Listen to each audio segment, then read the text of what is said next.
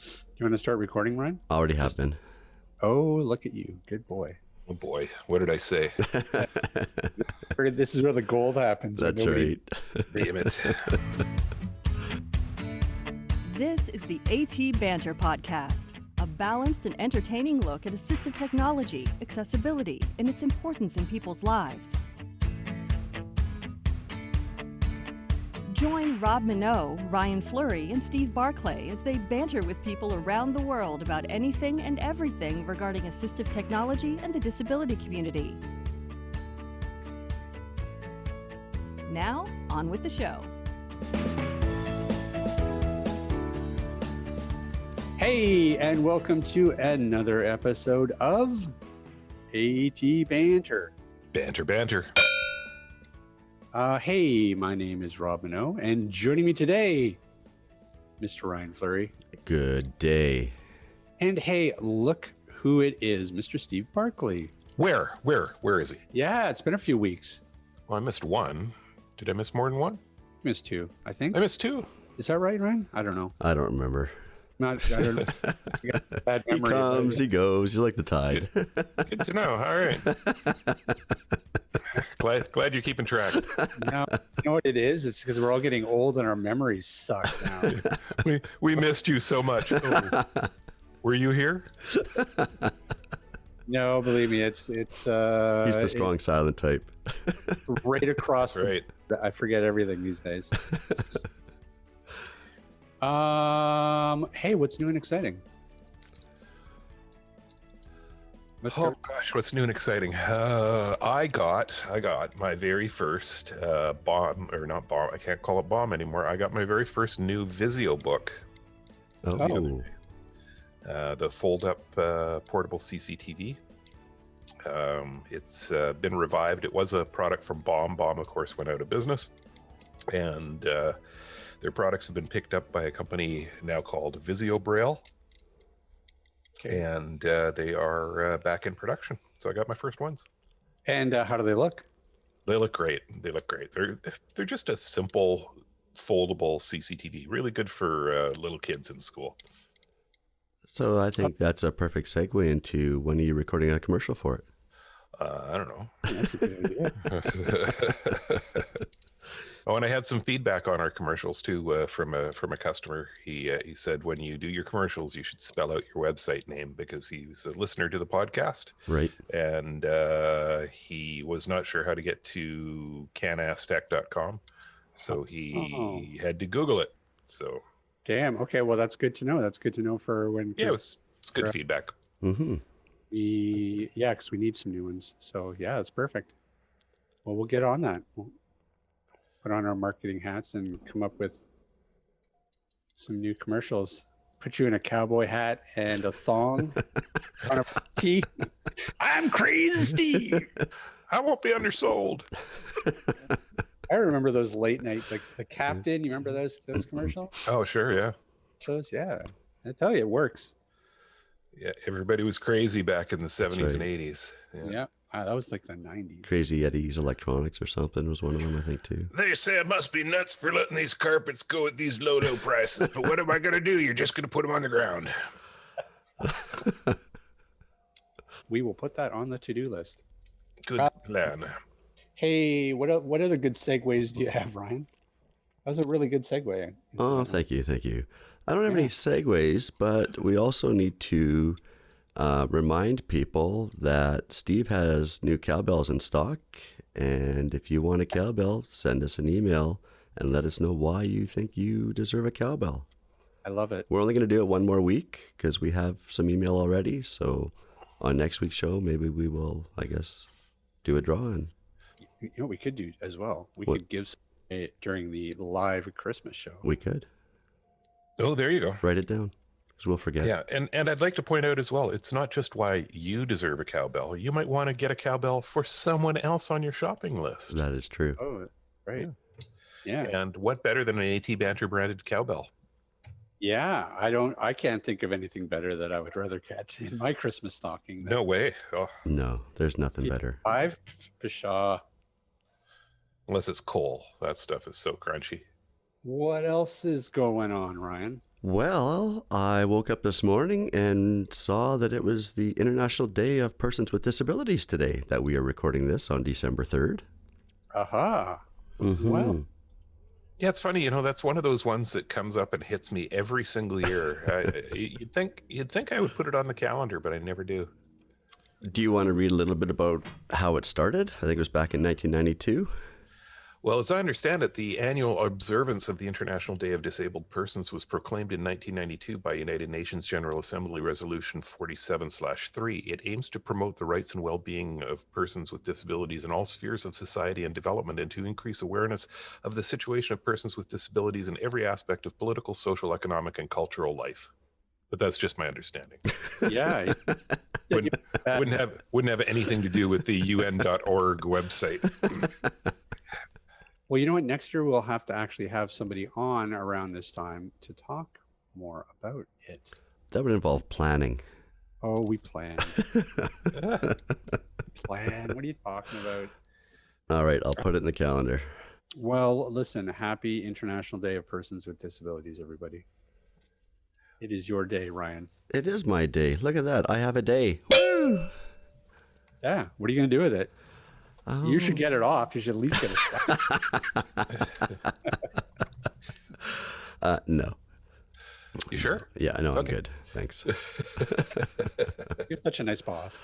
I do. I try. My boss is exceptional. Yeah.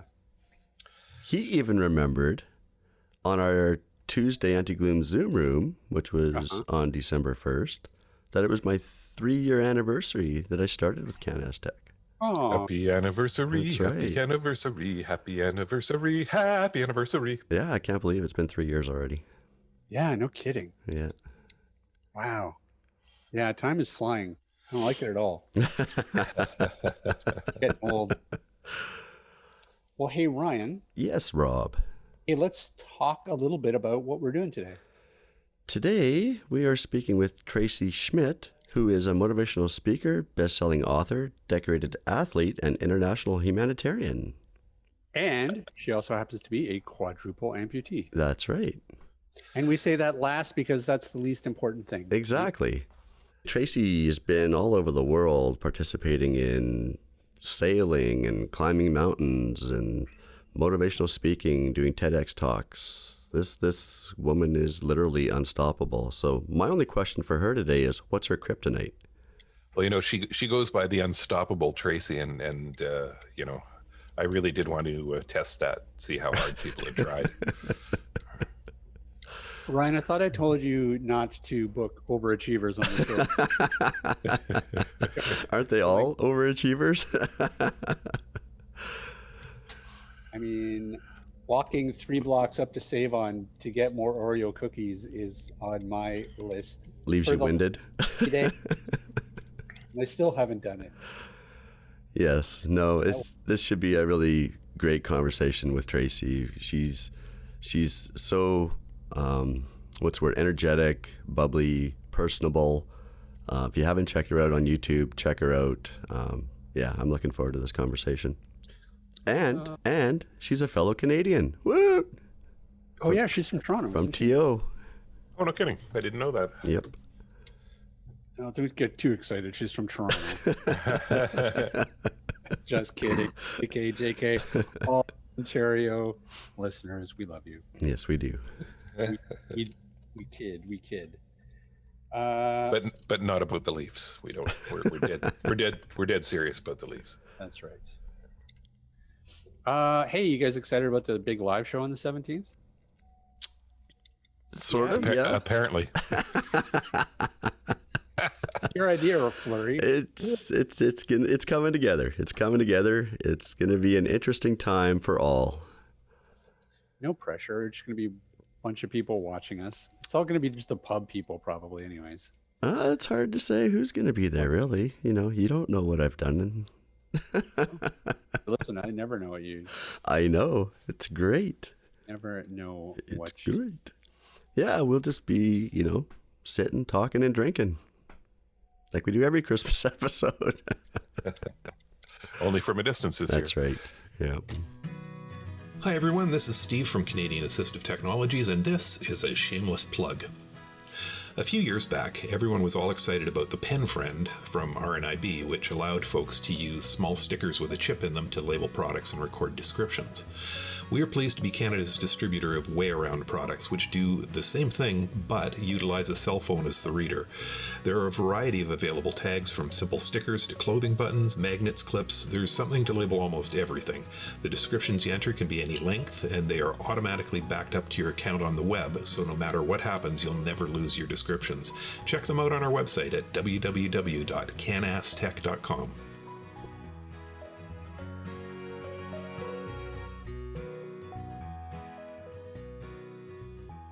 Joining us now is Tracy Schmidt. Well, listen, we want to thank you so much for joining us today, Tracy. Let's just start right from the beginning. Tell us a little bit about yourself.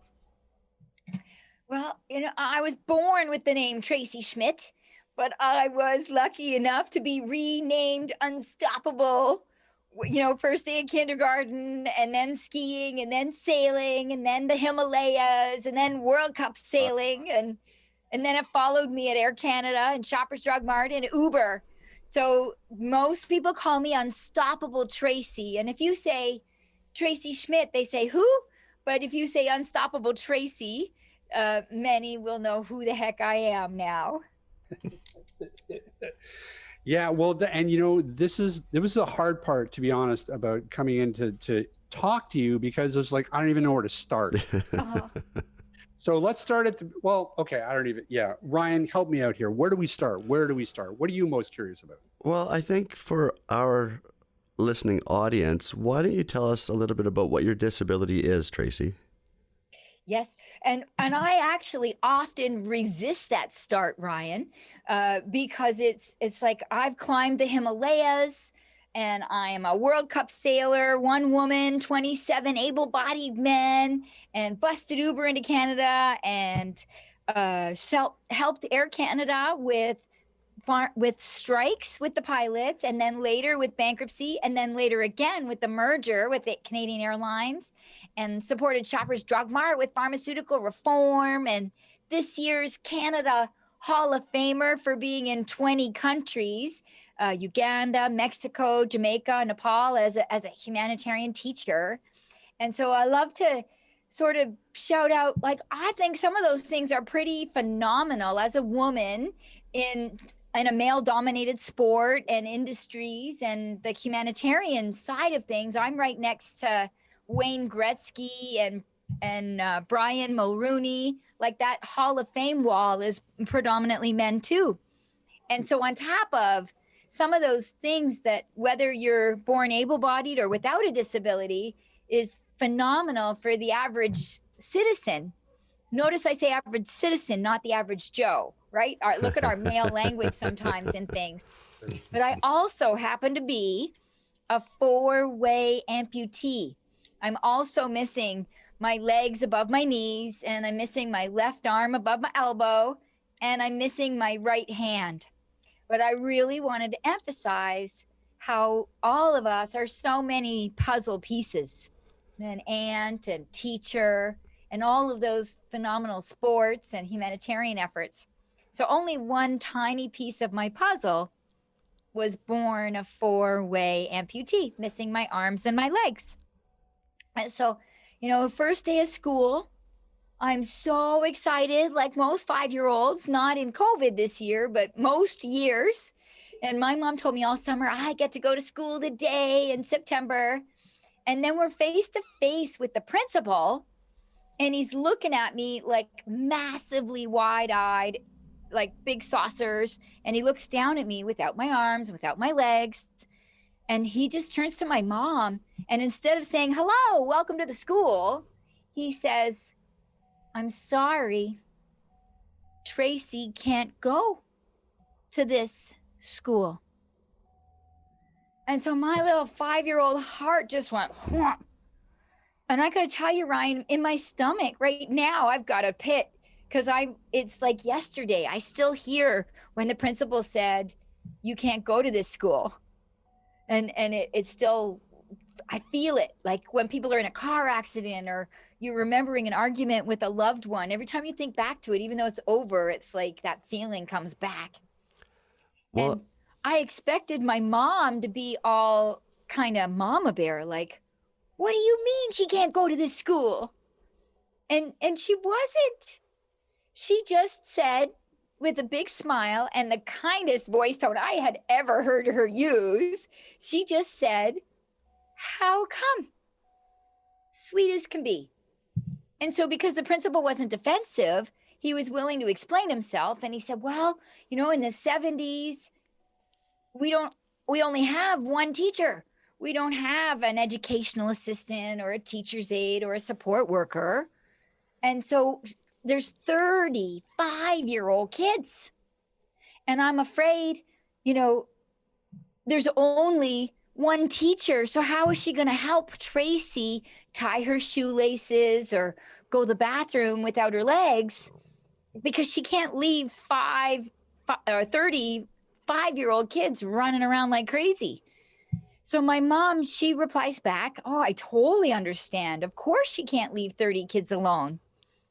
And she says, I wonder, can you just give me 1 week to try to find a school more suited for Tracy? And then if it doesn't work out, no problem. But can we just try since we're here today? So you hear my mom's like little secret backdoor counteroffer there, right? And so he's thinking to himself, I learned like 20 years later that he's thinking, well, if I let them see that Tracy's not really set up for success at this school for themselves, they'll get it. So he said, sure thing. But on Friday, you got to go to that other school. So my mom said, thank you very much. And we walked around to the side of the school where all the kindergarten kids are let in, or preschool, or whatever it's named, wherever you live in the world, listening into this fabulous podcast. And she looks out at the schoolyard. I'm umming because I'm remembering my mom's face. My mom had this shock on her face like the principal had when he first saw me at the front door. And she dropped to her knees in front of everybody. And so on her knees, on the cement, what she realized and what she was doing was, I'm short, right? So just like she looked the principal eye to eye, she was on her knees to look me eye to eye. But as a 5-year-old, I don't know why she's doing that. And she grabs my arms. You know that 5-finger super grip or that 10-finger super grip where the parents hold their little child's arm to hold them steady and make them focus and listen? Mm-hmm. And my mom's on her knees and she's looking me eye to eye. And she says, Tracy, it's really important that you and everyone's included. Nobody left behind, including you. I'm 5 years old and I'm kind of like, I just want to go play outside. I don't know why my mom is so intense, so serious. And so I look over to go play, and the principal was standing right there. He had followed us around from the front door of the school, and he saw my mom on her knees, holding my arms, looking me eye to eye and saying, nobody left behind. Well, him listening to this mother-daughter passionate conversation, his eyes are all welled up with tears, right? And so now he doesn't want me to be left behind on Friday. He doesn't want to kick me out of his school on Friday. So fast forward in time, and he runs outside to the schoolyard at recess to see if I was lucky enough to make it outside. See, I don't realize why my mom is so intense. I don't realize that if I don't make it outside for recess, I don't get to stay at that school. So the principal runs outside to see if I made it outside at 10:30. I'm not there. 5 minutes go by, 10 minutes go by, 15 minutes go by. The recess bell goes off. I never made it outside. The principal is devastated. He's thinking, how am I going to send Tracy away on Friday? I've got to find out what happened. So the principal goes inside to find my teacher, and he asks my teacher, he says, what happened? Couldn't Tracy tie her shoelaces? And the teacher's all, actually, Tracy was the first one to tie her shoelaces. And so the principal is completely flabbergasted. He's like, well, then how come Tracy wasn't outside? And the teacher says, oh, her little friend couldn't tie her shoelaces. So Tracy gave her a hand. It turns out none of the 30 kids could tie their shoelaces. And of course, my mom had said, nobody left behind. So by the time I tied 30 shoelaces, the recess bell had gone off. So I got to learn that day that when, the principal said no, N-O, it was just that he didn't know, K-N-O-W. So myself as this naive 5-year-old, I forevermore at 5 and now in my 40s, always hear no, N-O, just as we don't know. Either they don't know, or I don't know, or somebody doesn't know, K-N-O-W, but it doesn't sting me. It doesn't finalize the conversation. No just means K-N-O-W. Right. Well, and I think too, like I watched a YouTube video where you were sitting on your front lawn crying, watching the neighbor kids play in their yard. They were running around playing tag. And your mom came out and said, basically, what are you crying about? Well, if you want to go play, go play. And you grabbed a skateboard, rolled down the street or, to the next yard, rolled up there and was able to, involve yourself and create your own success. How important or where did that come from? Like, how did your mom get to that point when she has a daughter with this disability? It doesn't sound like it was an impact at all. No, and I think that's crucial, right? Like all 30 kids went to school that day not tying their shoelaces.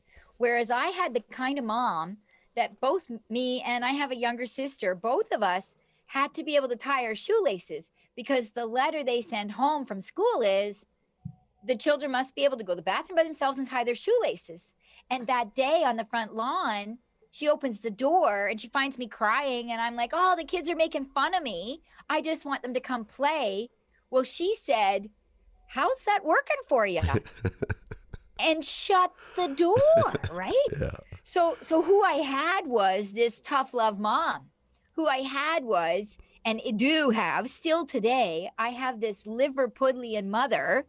And Liverpool was struck really hard in the war. And so, and then a lot of the unions were so passionate about standing up for the rights of their employees, which was right, but they're all going bankruptcy after the war, that the unions drove those businesses out of town. So Liverpool had this kind of tough love approach. And then they all have this kind of funny humor that's kind of dark, but funny, but it's also how they get through. And they have this suck it up buttercup kind of way of being. Anybody that knows a Liverpudlian in England, right? That's where the Beatles came from. My mom partied in the basement with the Beatles, right? Her girlfriend was dating the first drummer, Pete Best. And so they used to hang out with the Beatles, right? Like, so you kind of get this tough love reality way of being. So I'm very lucky to have had a mother out of all the mothers in that kindergarten class and on all those kids bullying me on the street to just take a deep breath. And even though I'm scared out of my mind, my stomach is paddling like a duck, like crazy underwater in my stomach.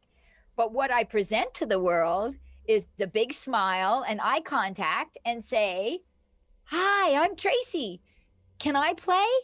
Right? And I do that in business now too, when I'm faced with a room full of suits, predominantly men, or on a start line in a sailing regatta, male dominated. I'm like, hi, I'm Tracy.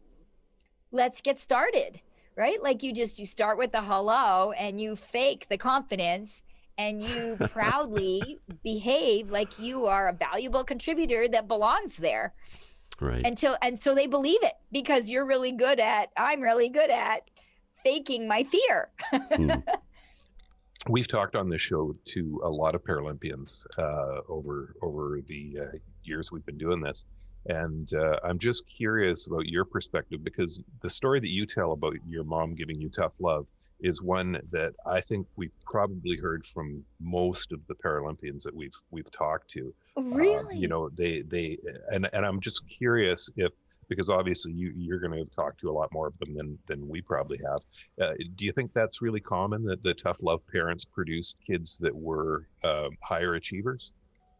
Or tough love life. So they're either their parents, and you know what? I was born at a time when there wasn't ultrasounds. So they didn't know that I was going to be born without my arms and my legs. And so all the doctors, they told my parents vehemently, you know, give her up for adoption. You're not prepared for this. This isn't something you chose. And so whenever I was getting my legs as a little kid, you know, there was always all the other kids in the 70s, they were all given up for adoption if they were born that way. They all had foster, not even adoptive parents. They all had foster parents.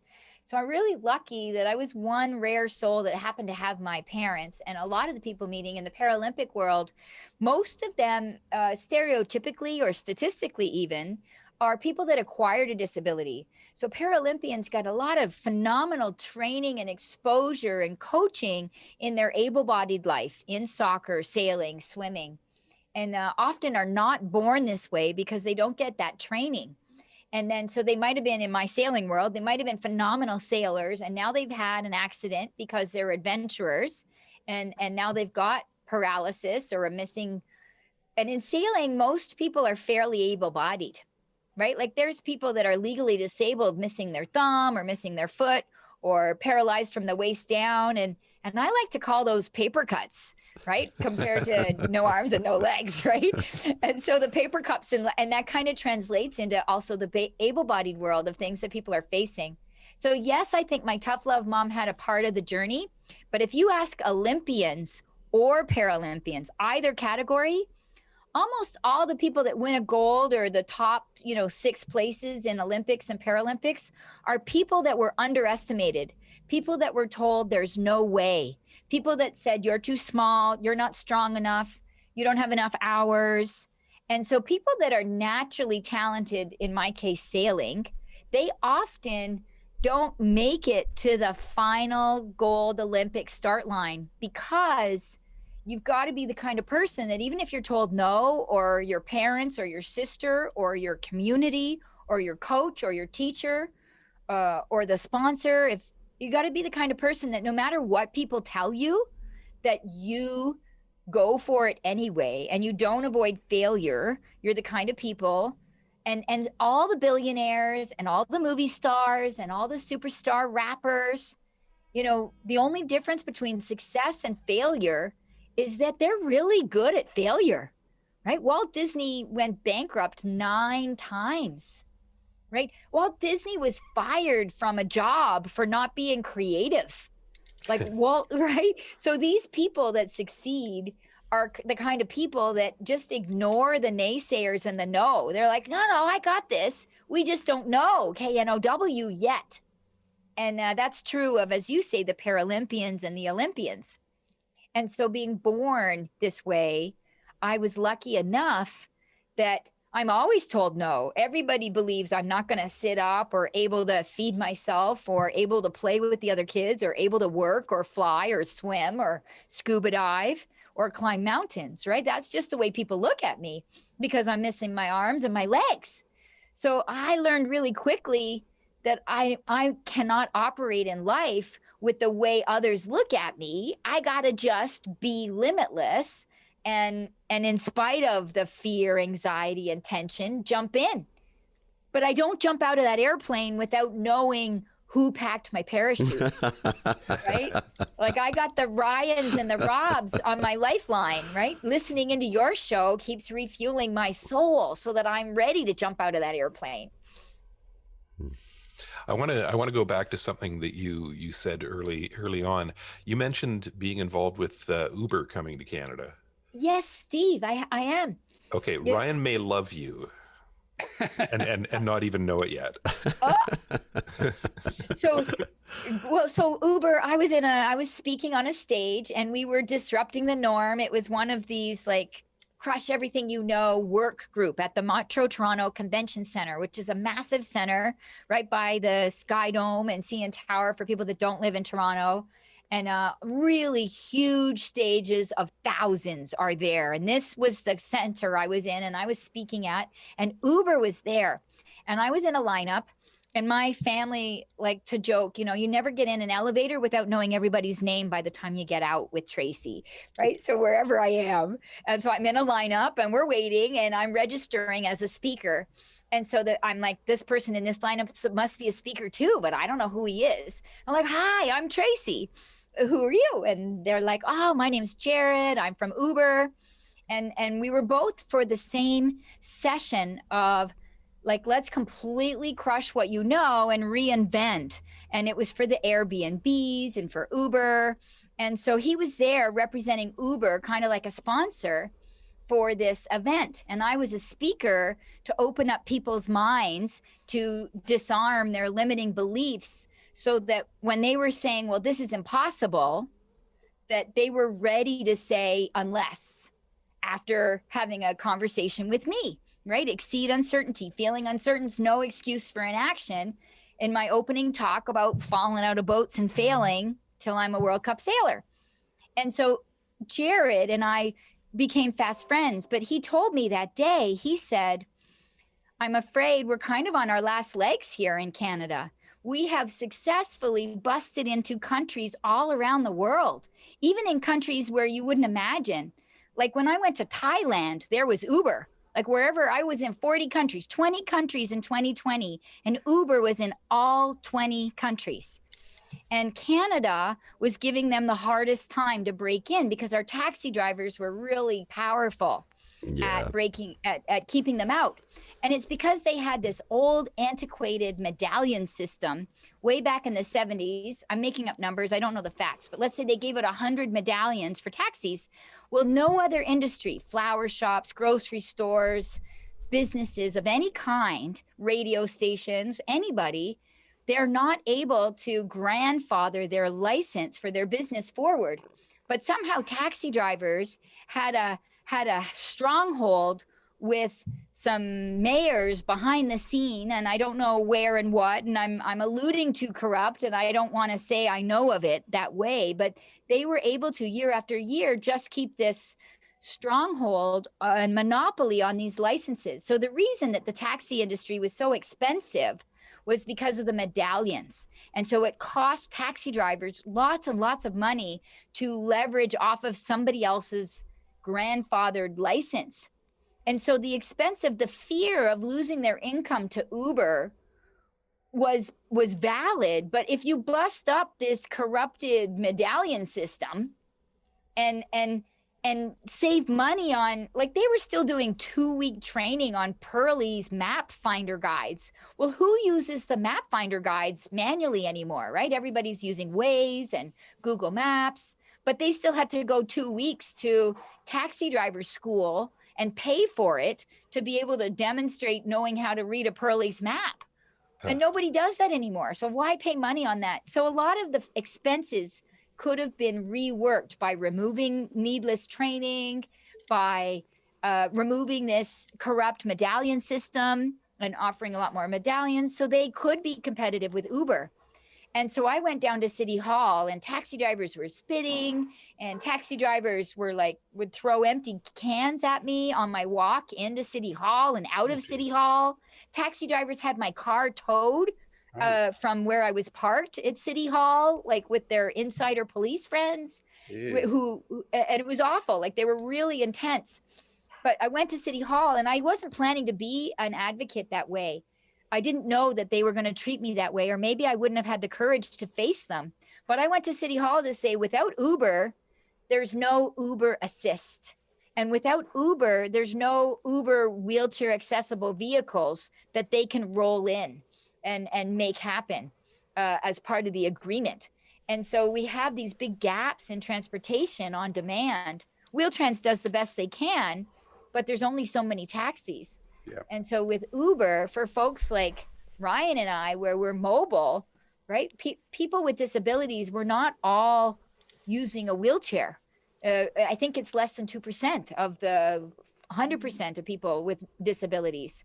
And so many can use Uber Assist or wheelchair accessible vehicles. Yeah. And Uber needed some training with the working animals to be accommodated. But the early Uber, they were way better than the taxi drivers were around working animals, for example. I'm wondering a little more about why I'm Ryan's favorite, instead of most people with vision loss are sort of like anti-taxis and Uber because they really struggle at the awareness that service animals are allowed anywhere. No, and I'll explain that a little bit. Being totally blind, having to rely on taxis or having to hand over my credit card to a taxi driver because it didn't have taxi saver coupons, or not being able to prepay for trips, or having cabs not even show up. I think the taxi is a mafia mentality, and I would love to see them go. And I was a huge advocate for, personally, not publicly, but for getting Uber here. Like, we need Uber. We have to have Uber. We need some alternatives to the taxi companies. And I can't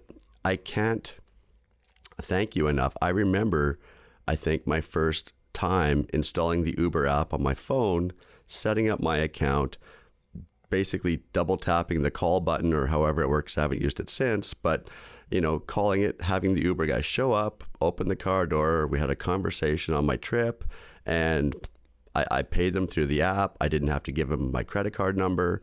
It was a phenomenal experience. And not to say all taxi drivers are bad, because they're not. But, and I don't have a service dog, so I didn't have to explain, my dog's allowed, here's my card, it's the law, blah, blah, blah. There was none of that to deal with. And so thank you. We needed Uber here. Yes. And I have no hands. So I'm the same with the credit card, and people reaching into my purse or wallet and juggling all that. And I'm a lady, so I have a purse. So I'm always holding things. So I loved that about not having to hold the credit card with Uber too. So I love that you shared that scenario. And I wasn't alone. Like, I'm giving this big heroic story, and I apologize, because like I said, I don't jump out of that airplane alone. I need my lifelines, and Uber was phenomenal advocates. Like, they really cared about accessible transportation as much as breaking into the market. And I'm a testimony of that. But there was like Luke Anderson with Stopgap, and there was the Spinal Cord Institute out of Lyndhurst. They had consultants there, and the phenomenal Maya, she's the one doing the accessible mapping for locations. She was part of their consult board. But there was just a couple of us that went down to City Hall and they were tough on us. Like, sure. Like, I won't mention any, like, there was this big, huge mayor. And then right before I was about to go and have my turn to speak on the panel, he just took his big size and he just like cornered me on a wall. And he's like, I know you're a big advocate for Variety Village and Marsha Dimes and Rick Hansen. And so how would you like it if that funding is compromised? And I'm like that was a threat, right? Like, there was something going on behind those scenes. I don't know what that was at the time.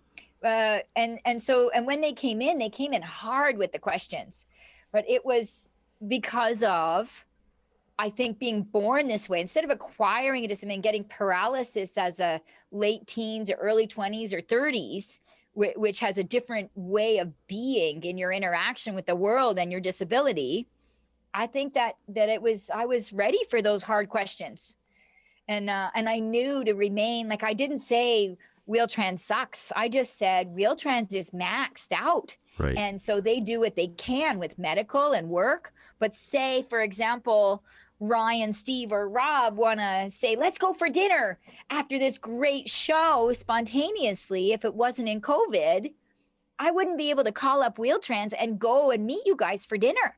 So now with Uber, we can spontaneously on demand meet up. And I don't have to worry about juggling my credit card and my safety as a result of it. Yeah. Man, I don't know which is the bigger accomplishment between this and this next topic I'm fascinated with. You also went mountain climbing in the in the early 90s. I'm just curious as to what that was like and how that came about. So I just found it, like I see people coming out like 2006 or saying the year, like they're the first amputee to climb a certain height or the mountains. And I'm like, I was just too naive to say in the 90s, I didn't even believe, I didn't realize I was the first four-way amputee or amputee of any kind, never mind double knee above me, to climb the Himalayas of Nepal way back when. And don't celebrate that enough. And so I love that you asked about it. And it happened, a woman that when I was 8 and I was learning to sail, I kept falling out of a boat and I failed. And a lot of people, other kinds of people would have said, you know, no arms, no legs. I'm really sorry. You're falling in the water. You're this 8-year-old with pigtails and glasses. We cannot have you falling out in the water in front of ferries sailing between Toronto City Line and the Center Island, right? It's dangerous. And she didn't. Because, you know, all of the kids, whenever you're learning sailing in Lake Ontario, all of the kids fall out of the boat. You've got to pass a swimming test. You've got to wear a life jacket. At least you did way back then. So this same woman who taught me to sail at 8, even though I failed that first summer, because it turns out you got to be able to stay in the boat to pass. I could name the parts of the boat and the points of sail, but I couldn't stay in the boat. But as you all know, I grew up to be a World Cup sailor, sailing against able-bodied men like you three big, gigantic, muscular souls, Rob, Ryan, Steve, from your pictures. Yes. But this same woman in 91, years later, was going to the Himalayas of Nepal. And we remained friends. And I'm like, I want to go. And she said, well, then why don't you? Just like she always did. And I'm like, okay. So she joined me and we went to the Himalayas together. But it was right when Iraq and Iran was having more restrictions in flight because of war-torn countries and things happening. So the trip got canceled, actually, because we weren't allowed to fly in that part of the world. So I had to go a year later. Like climbing the Himalayas in Nepal wasn't just restricted by and we did a lot of practice. And when I practiced in the ravine area underneath the Don Valley Parkway on some mini cliffs there, and it didn't work with my long legs. And everybody able-bodied, they all figured I would be better climbing and trekking with my legs because you guys have got legs. But the reality is I get around tons better. I hop around boats without my legs. I advanced scuba dive without my legs. I ski without my legs, right? And not in a sit ski. I put my thighs, knees to skis. The first time I skied was in men's ski boots backwards. I put my thighs in men's ski boots, right? Like, so why not climbing without my legs? And so that's what we did. And a magnificent man, Dieter Bachmann, he created like a leather boot that was the shape of my stumps. My legs end above my knees. I don't have knees. So he created a cover for the ends of my knees. And that was a solution we found out. But we didn't figure out skiing or climbing the Himalayas on the first try. And most of the time, it was like I needed the able-bodied people to show me, what do you do? Like, how do you drive a car? And then I needed, as a person who's this way, nothing about us without us, I needed to find some of those solutions on my own. And Kathy always says, you invented those boots. Dieter just made them happen. But all the solutions we came up with didn't really work. And same with skiing, with sit skiing and duct taping outriggers. When I said, can I just put my thighs in men's ski boots backwards to give this a go? Because I could picture being in the duck squat position with the angled boots and knees to skis, because I could see what your bodies were doing and what I needed to replicate with no knees. And so, but I couldn't do it alone, right? I needed all those ski instructors to be willing to problem solve with me. And I needed Kathy to be a lifeline in Nepal and to be somebody to go trekking with me 1,000 times before we actually made it to Nepal. And I needed Magnus Ligidal, a gold Olympian, to be my lifeline to believe in me for the Paralympics and the Olympics. So it's all about teamwork. Yeah. So grateful to be on your show. Like, you guys are a lifeline in awareness raising. Yeah, and well, and what fascinates me about it sort of reminds me. A while back, we talked to this blind fella from the UK's. He's a blind author, and he's a world traveler. His name's Tony Giles, and we talked to him, and he just goes to countries. He's totally blind. He'll just go to Ethiopia, or he'll just go to Uganda, or like he just goes to these places without any sort of a sighted guide. It's like he's fearless. And I'm kind of wondering, like, when this trip came up, like, do you stop and pause and you go, do you ever think like, oh, I don't know, should I do this? Or like, because it just sounds like you just latch on to something. You're just like, I'm gonna do this, and Dog with a bone. do it. What's your mindset when you go into these things? So, like, in all honesty, I would like whenever an opportunity presents, I'm like, okay. And 99% of the time, the opportunity presents near me, and I hear it. Like, so Kathy was going to Nepal, and I'm like, I want to go, right? And some people were skiing, and I'm like, I want to go skiing. I got to figure out how that. And somebody else is scuba. I want to go scuba diving, and then I have to go to like 12 scuba diving schools before I find the person that's going to be the breakthrough for the scuba diving, right? And then the reality hits when I'm about to go scuba diving. And when I was about to leave for Nepal, I want to go and make it happen. But when I'm ready to go, it's like this black void in the future, and I don't know what's going to happen and if it's going to work. Like, the Himalayas are a little bigger, biggest mountains in the world, than our little cliffs that are underneath the Don Valley. And then I was crying before I leave, right? And before I went to university, I was crying. Before I lived on my own, the first time I was crying. And when I went to Uganda and Mexico and Jamaica, like, there are times, it seems, that often there's this fear factor. Here's an interesting story. Just a couple years ago, everybody always says, well, sure, Tracy, you did that when you were young. And a lot of people have fear, anxiety, tension, and they have this story in their head about being too old now. I used to do that, or in my youth, I traveled, right? Or I'm too old to start a business or learn technology or reinvent in COVID. And so I was kind of like, okay, I'm done with this story. Let's unstop the story. And at Young and Bloor, there was some rappelling for a fundraiser, a drop zone. And I'm like, I want to jump off that building like everybody else. And it was full of men jumping off in suits. And so I went to the table and I'm like, I would like to jump. And they're like, oh, I'm sorry, right? Looking at me, no arms, no legs. And then I ask, how come? And they tell me about it's the purpose of it, and they're fundraising and they're trying to raise awareness in diversity. And I'm like, oh, well, you got all men in suits. Imagine how diverse it would be if you have a 4-way amputee and a female. And it turns out it was for Easter seals, and I was an Easter seals kid. And then later in my 20s, I was a director with 63 staff and hundreds of kids for Blue Mountain at Easter Seal Society, became a camp director. I said, wouldn't it be great if somebody like that would jump off your, and she's like, well, yeah, you kind of got a point. And I said, and you looking for media, imagine the media if you got me up there, no arms, no legs, and female Easter Seals past ambassador instead of some rich men in suits, right? And she's like, yeah. And so she said, you got to talk to the drop zone guy. Well, I said the same thing to the drop zone guy, but the drop zone guy was like, no, I'm sorry, right? He's all about safety.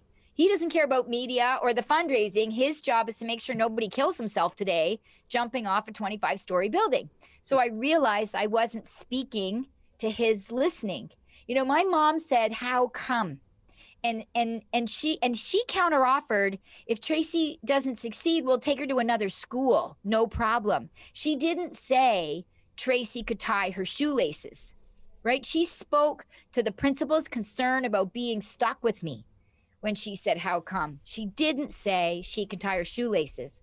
So when I spoke to registration, I influenced them around media.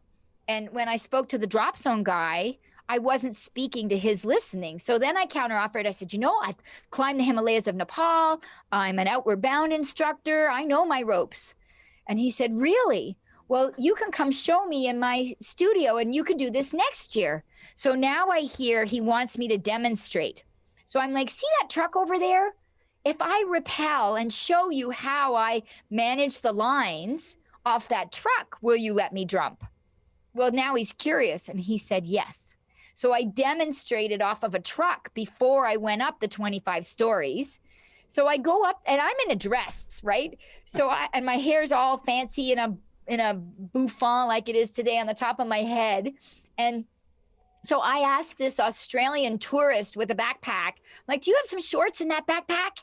And so I borrow this stranger's shorts, and I buy myself a Drop Zone t-shirt that the guy had, and I change out and I go up the building. And so now I've done all this convincing. I can do it, and influencing and persuading and being unstoppable unless, impossible unless. How do we exceed uncertainty? Feeling uncertain is no excuse for inaction. And I'm about to jump off the top of the building. And I've just spent 2 hours breaking down all sorts of roadblocks to be allowed to do it that day, right? And remember, when I woke up that morning, I had no idea I was going to be jumping off a 25-story building in my late 40s, right? And I go over the edge, and I am petrified. I am totally afraid. So I think I jump into things blindly. And then when the reality moment hits that I'm launching, I'm jumping out of the airplane, I'm leaving for Nepal, I'm going to school for university, or I'm going to live on my own, or I'm going to jump off a 25-story building in my well into my 40s body, who hasn't climbed and rappelled in a really long time, right? And not in a dress, right? And I was petrified. And normally what happens in Outward Bound and in Nepal, when you're about to go off that cliff, the people looking at you on your safety line, on your lifeline, on your belay line, they look you in the eye and they see that fear and they say, you got this. And they say, I've got you and you've got this. You're okay. I know you're scared, but you got to go for it. You can do it, right? That's sort of the job of the lifeline person when the person launches and they get that moment of fear right before they jump. Well, my guy is looking at me petrified. He's in complete panic. What the heck am I doing allowing this girl with no arms and or this woman, no arms and no legs, jump off a 25-story building? What have I agreed to? And so he's panicked. So instead of giving me the courage and you can do it that I need in that jumping moment of panic, I got to turn it around now. And I got to say, I got this. And you got this. We can do it. I showed you I'm fine. And I had to go over the edge of the building, like, I think more scared than I've ever been in my entire life. It was windy and this guy was scared and they were all fiddling around up there, not knowing for sure, right? And so I didn't have that confidence of my lifeline safety team, except that I knew that he really cared and I knew he was really scared and he didn't want anything to go wrong. And so I had to, and people with disabilities, and I bet you Ryan, I don't know if Ryan or Steve or Rob or Steve, you guys have invisible disabilities, but Ryan, you probably get this. We've got to self-advocate when sometimes the rest of society, they get lifelines that support out loud, but we got to self-advocate. But yeah, I am petrified and I am scared and I do get frozen in fear. But that opportunity to be a self-advocate, because I was born this way and I just have to be limitless, the limitless, you have to be limitless. That's what you got to do. Scared or not, you go for it. And we hear that over and over and over again. Nobody knows what you need better than you. You have to advocate for yourself because nobody's going to do it for you. And, when I took off, so I was on a plane during Hurricane Sandy after a sailing regatta in San Diego, and the plane was really turbulent. Hurricane Sandy was the one that flooded the New York subway. Hurricane Sandy washed away a whole bunch of Rhode Island homes on the shores in Newport. It was really impactful to the States. And I was in San Diego when it started, and then I was in the air in a plane flying home to Toronto when it really was in the thick of it. And so I thought with the turbulence that I was going to die. And it was in that moment that I decided, you know, I'm going to pursue my Paralympic dream.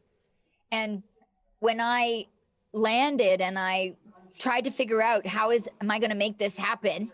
And everybody was saying, there's no way. You need 10,000 hours, you need $10,000, there's just no way. And all the other people with disabilities, they're mostly like just missing a foot or a finger. Like, you know, even in the Paralympic world, there's a hierarchy of disability depending on the class that you fit in.